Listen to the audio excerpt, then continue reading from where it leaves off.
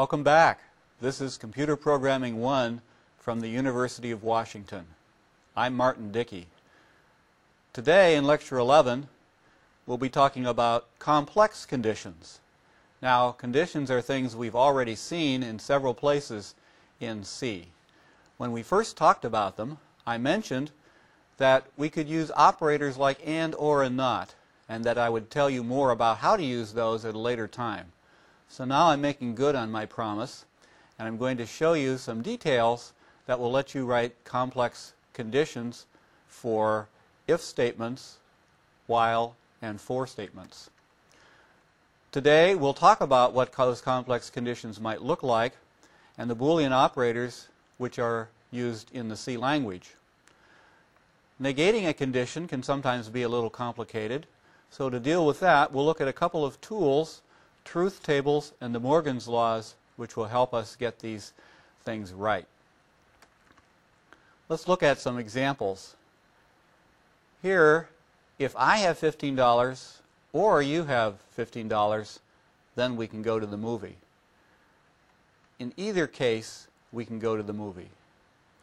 If the temperature is below 32 and it's raining, then it's snowing.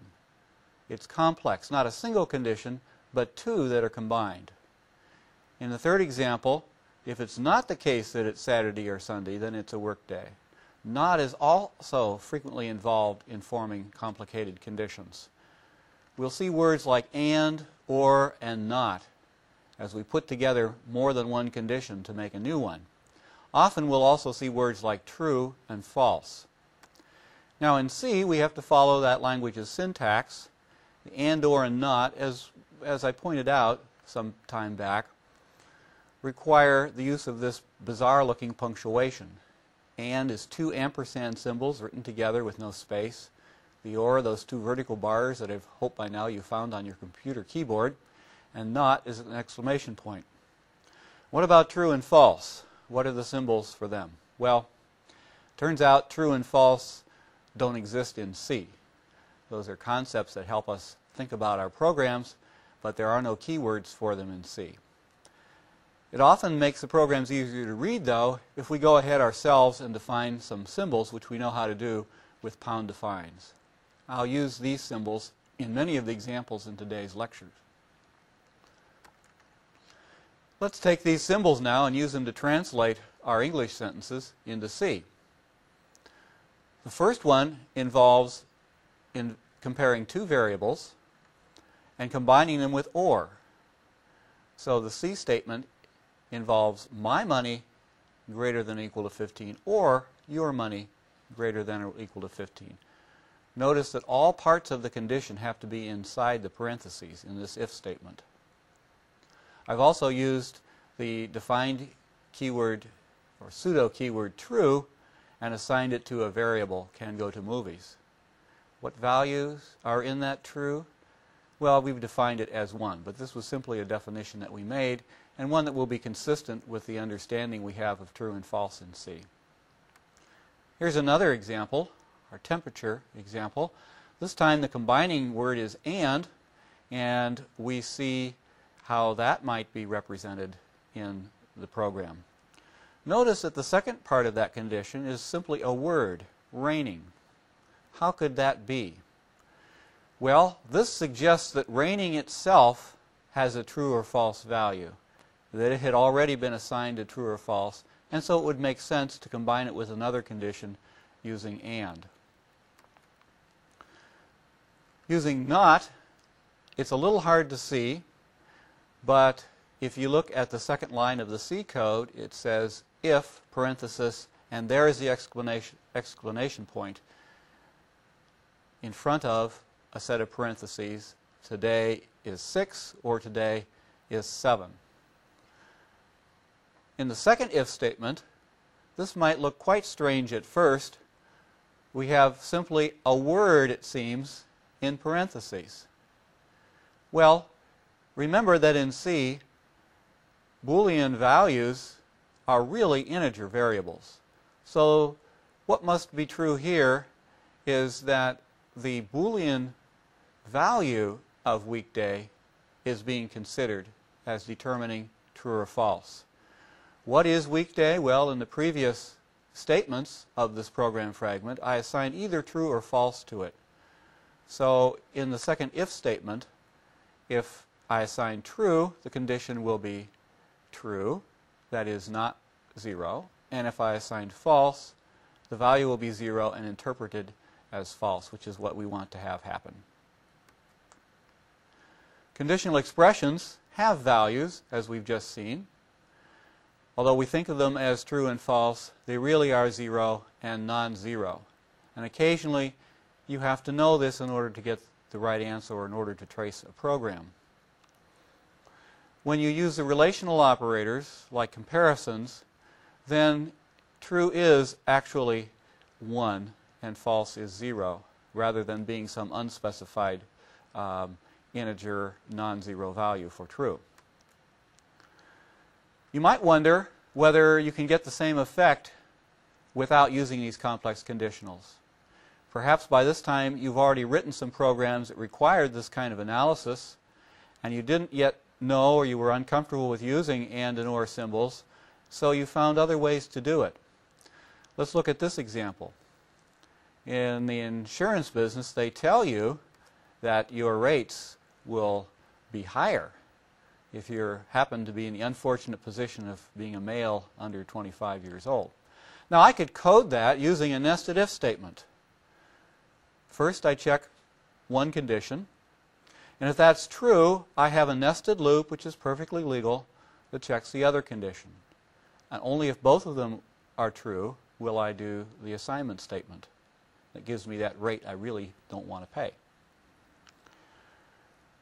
An alternate way of coding this would be to use a complex conditional and combine those two conditions with the AND operator. Now, are these the same? Do they give the same result? In this case, yes, they do. But in general, you have to be a little careful. The reason for that you can get by counting. Look at the first version. There are two ifs there. So there could be, in a more complicated program, two elses, two different conditions, one matching each of the ifs. On the other hand, in the second version, there's only a single if. So there can only be a single else following this. So replacing ifs by ands is not always a completely straightforward matter. It sometimes takes some thought in order to determine whether or not the programs are equivalent. When we evaluate conditional expressions, we'll have to be aware of the precedence of the operators involved. We've talked about precedence before. If you forget the precedence, where do you go to look? Well, look in your textbook, look in a reference manual. It is important to know where to find the precedence. Here's a summary of them. On the left-hand side of the slide, I have the highest precedence, which turns out to be the unary minus operator. And in general, unary operators in C have high precedence. Then we see the multiplicative, followed by the additive operation. So far, this is not new. This matches what we've already known about precedence for arithmetic operators. The relational operators come next, comparisons. First, the not equal types of comparisons, or rather the greater than and less than comparisons, and then the equality and non-equality comparisons. Finally, we have and operator, and at the very bottom of this precedence heap, the lowest operator on the totem pole is OR operator. Let's work through an example of this just to make sure we know how to apply this knowledge and come up with an answer the same way that the C compiler would do it if you gave it an expression. So here's a pretty complicated looking one. It's got all kinds of ands, ors, nots, arithmetic things. It's got variables whose values we've initialized so that we can actually plug them in. Remembering that A is 2 and B is 4, let's trace through this expression and see if we can get an answer for it. We have to decide which order to do the operations in, because the operations are all binary in C, except for unary minus. We can only do one step at a time. What should be the first step? Well, remembering our rules, For precedence, what's the first step? It's parentheses. Whatever is in parentheses is done first, and if there are nested parentheses, you go in as deeply as you can. In this expression, the most deeply nested set of parentheses is around b less than 5. So that's where we'll start. Just scanning ahead a little bit to see where we're going, our very low precedence operator OR is in there in the expression, but we know we won't have to handle it until the very last. So we can do everything on the left side of OR first, we can do everything on the right hand of that OR next, and then we can, at the very last stage, combine whatever we have on the two sides of that operator. Well, starting with the b less than 5, what's the value of that? Is it true or false? That depends on knowing what the value of b was. Remember that?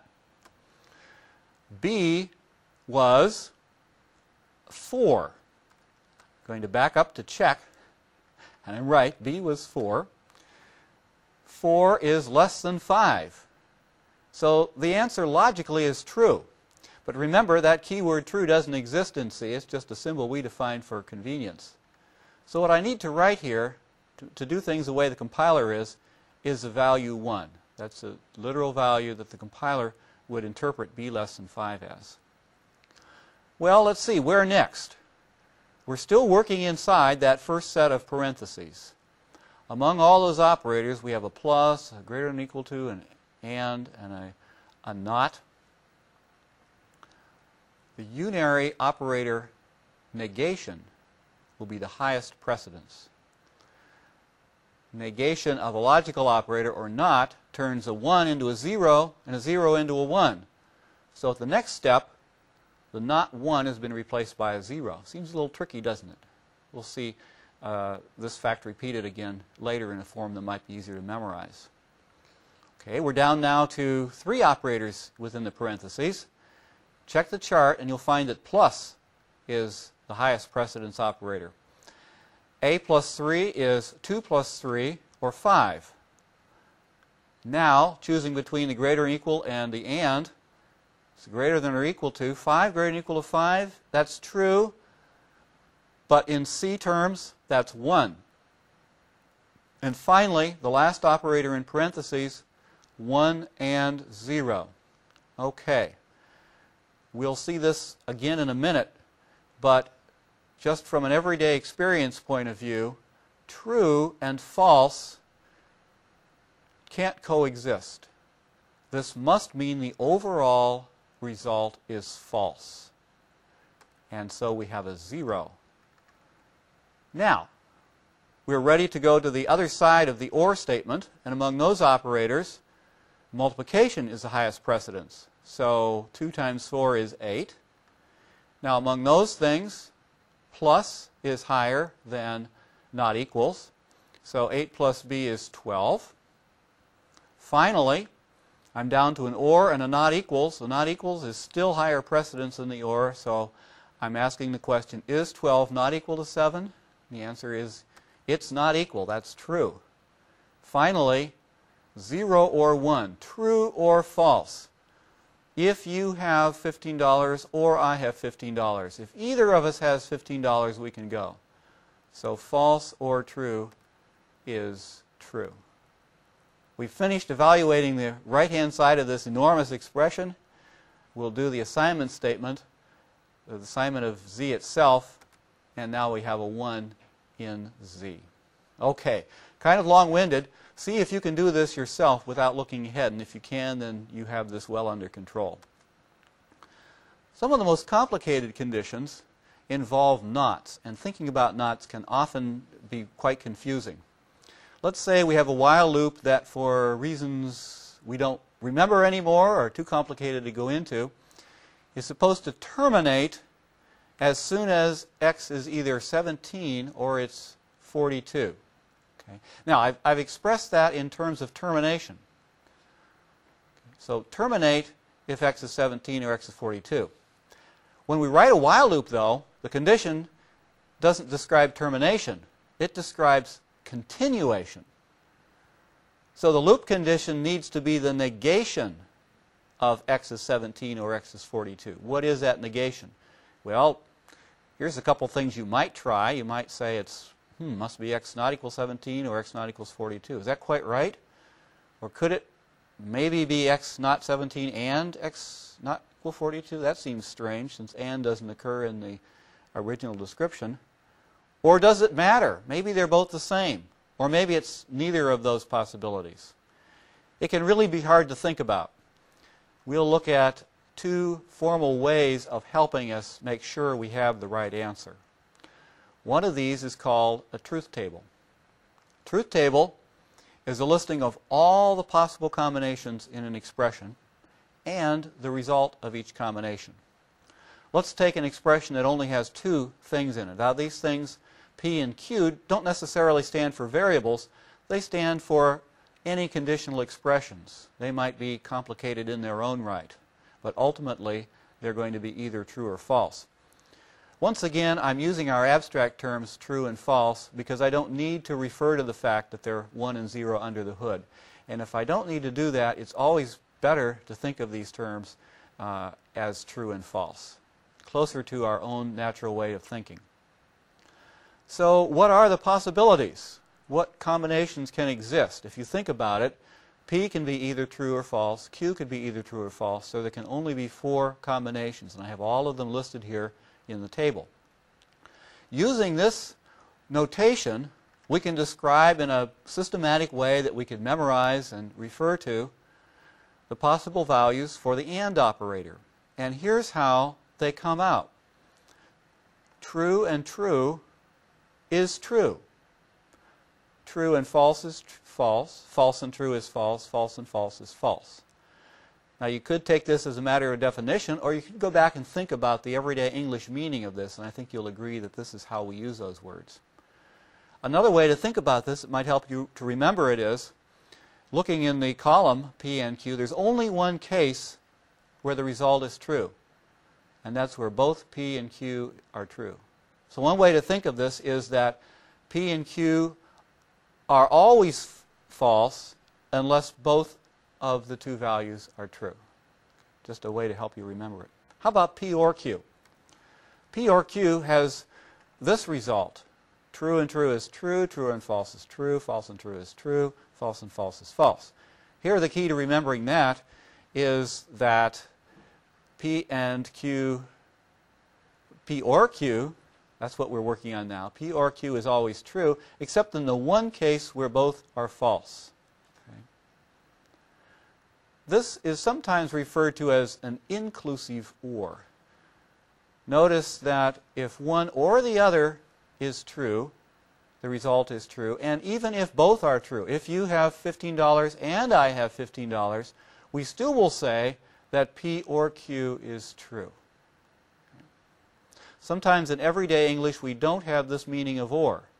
And so it may be good to memorize this table instead of relying on your intuition when you come to it in an expression.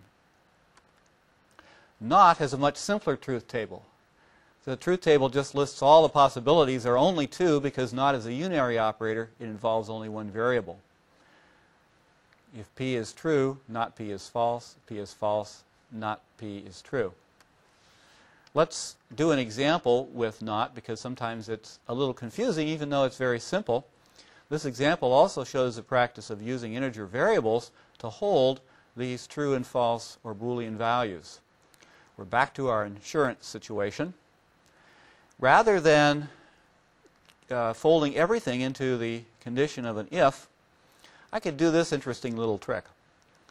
In the first assignment statement that you see, the right-hand side is that condition of being less than 25 and being a male, combined with and. Instead of using it here directly in a conditional statement or a while loop, I'm assigning that value to a variable. So once I've computed and I have my answer to that compound condition, I can store it away, and then I can use it in other places. I don't have to put the whole expression there again. So I use it in that first if statement. If high risk, which is true or false, 0 or not 0, then do something. In this case, we do nothing. Otherwise, I print cheap rates. Supposedly. I've been over 25 for a couple of years now, and I'm not sure my rates have ever significantly dropped. But let's not get into that.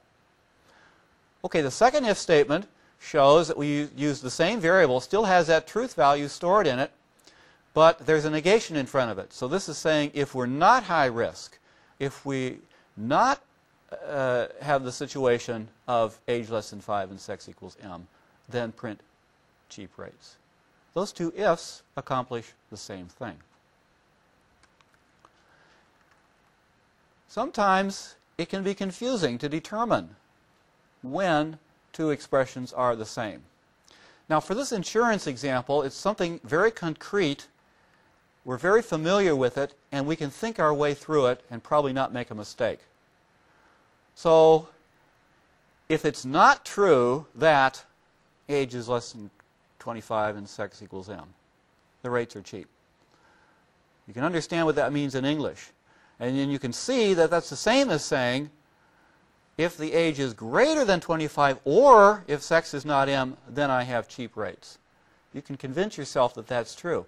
And yet when you look at it in the program, it seems just a little weird because one of those involves an and the other involves or. Somehow the ands and ors have gotten switched, and yet we've got an expression with the same meaning. How could that be? One way to check this would be to make a truth table and put the variables in it and see if this series of combinations comes out the same. Another way is to apply a law that was discovered many years ago that helps us to relate these three operators. These are called De Morgan's laws. There are actually two forms of them. The first one says not P and Q is equivalent to not P or not Q. Now, by is equivalent, we mean that in all circumstances, regardless of what P and Q are, those two will always be the same. They'll always have the same truth value. That is, when one is true, the other is true. When one is false, the other is true. Always. Forever. The other form is if it's not true, P or Q, that's always the same as saying not P and not Q. Do you believe this? Well, if you don't believe it, do what a mathematician would do. Prove it. And truth tables give us a convenient and speedy way of proving this. Let's take one of those forms of De Morgan's law and see if it's true. The strategy we're going to follow is to make a truth table that shows all the possible combinations for P and Q. Then we're going to see if the left-hand side of that law, which is in pink, is equal in every possible case to the green expression. And we'll do this by building up these expressions one piece at a time, and then at the very end we'll compare the green and the pink columns. Let's do that now. Since the pink column is not P and Q, let's start by having a column for P and Q, which we can get directly from the truth table. Not P and Q, then, is taken by looking at the column that precedes it immediately to the left and applying the truth table for not. That switches the truth value. True becomes false, false becomes true, and so forth. Okay, now we've got the pink column filled in. We want to get to the green column. That involves not P and not Q. So let's make a separate column for not P. How do we get that? Well, we go to the P column on the far left and negate it. We go to the Q column and negate it using the truth table for not. By the way, if this is going by a little fast, then you might want to spend some time later on at your leisure reconstructing all this, seeing if you can work it without looking at the slides. If you can, then you're in great shape. If you can't, then go back, review a little bit, and keep working at it. I'm sure you can get it. The final step is to combine not P using the truth table for or with not Q. So we're only looking at the two columns immediately to the left of the green column to do that. Okay, we're ready to complete the proof. We need to compare the pink and green columns. They must be the same in every position. Let's check them. False, false. True, true. True, true. True, true. QED. Those two expressions are the same always and forever, regardless of what P and Q are. So once you're convinced this is right, you could do another exercise by taking the other version of De Morgan's law and making a truth table that proves it or disproves it. And if it's wrong, you can write and tell us about it. Okay, with this set of tools, let's go back to the problem that was posed a few slides ago. We wanted a while loop to terminate under the conditions x is 17 or x is 42. Okay? So the termination condition is written there as a complex conditional. X equals 17 or x equals 42. While loops, however, don't use termination conditions, they use continuation conditions. So we have to negate the whole expression. Simple to do in the notation, just put a question mark in front of the complex condition, making sure there's a parenthesis around it. We could stop there, but if we want to see what other forms are equivalent, we could apply De Morgan's laws to that negated complex conditional. Using De Morgan's laws, this would be not x equals 17 and not x equals 42. Well, not x equals 17 would be the same as x not equals 17. So we can get a further simplification of that. If you're not sure, you see that this seems a little bit hazy or hard to believe, convince yourself that it does work by making a truth table. Likewise, if you thought the original answer was the last expression shown there, x not equal 17 or x not equal 42, make a truth table and you see that is wrong. It is not equivalent. Complex conditionals turn out to be very common and very useful because the algorithms we're trying to describe are often very complex and depend on complicated and interrelated conditions. In C, we can use these operators for and, or, and not in the language in our expressions. We don't have a built-in true and false in C, but we can pound to find one when we need one. Things can get very complicated, so knowing how to use truth tables and knowing how to use De Morgan's laws help us evaluate complex expressions. With these tools, we'll be able to write ever more complicated programs with ever more confidence. Please join me for the next lecture as this course continues.